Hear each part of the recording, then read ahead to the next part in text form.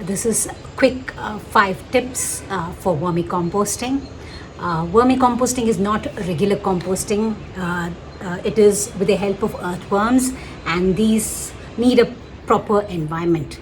There are 5 things that we need to know when we do vermicomposting. 1, setting up of the bin itself. 2 is the moisture. What kind of moisture we have inside the bin. It depends on that. 3 is the temperature. Very important because the worms need a good environment. 4th is the food. What kind of food do we introduce into the worm bin and how much of it? And last but not least, it's how we separate the castings from the earthworms so that we can use the castings. So the first thing is setting up a bin. That's number 1. You need to have something that is shallow and well aerated. Prepare the worm bin well in advance before you buy the worms or get the worms. You also need to put some of your peels into it and make sure there is enough microorganisms that are there available when the worm gets into your bin. That's tip number 1. And you need to make a bedding material with soaked either cardboard, cow dung, the mature cow dung, some coir. These are all brown materials. Some straw and some dry leaves. Soak them all together for maybe a few hours, and then squeeze it, and that's the bedding material that you need to prepare to introduce worms. That's number 1. And then you buy the worms or you get it from people who have the worms, and then you have to introduce them into the bin. That's number 1.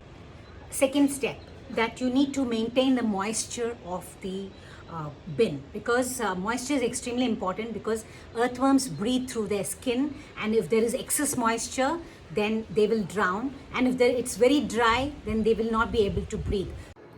The third step is about the temperature. How do you watch the temperature? It shouldn't become too stuffy for them to stay around. So too much of heat is not good. So keep it in a cool, dry space away from sunlight. Too much of food waste when you drop into a worm bin, it creates heat as it digests, and that's also the worms don't do well and they get out of it. So it's extremely important to watch the temperature. And the 4th thing, what is the food that you need to provide for these worms? Don't add everyday food. Take a small batch, put it in one corner of the bin, and wait till it all disappears. Then you feed it on the other side. So alternative sides feeding is very important. And what not to give into the worm bin? Citrus, definitely no citrus, because citrus creates acidic conditions and they don't do very well in acidic conditions.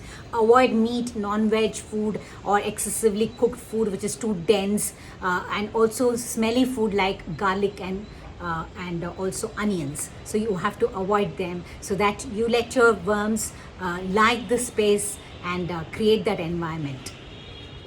Step number 5, how do I separate the castings from the earthworms? So there are different kinds of separation methods. Mound method, it could be this migration method. So there are different methods that we can check out. Make multiple small mounds, and the earthworms don't like the light, so they dive into the bottom of the mound and clump together.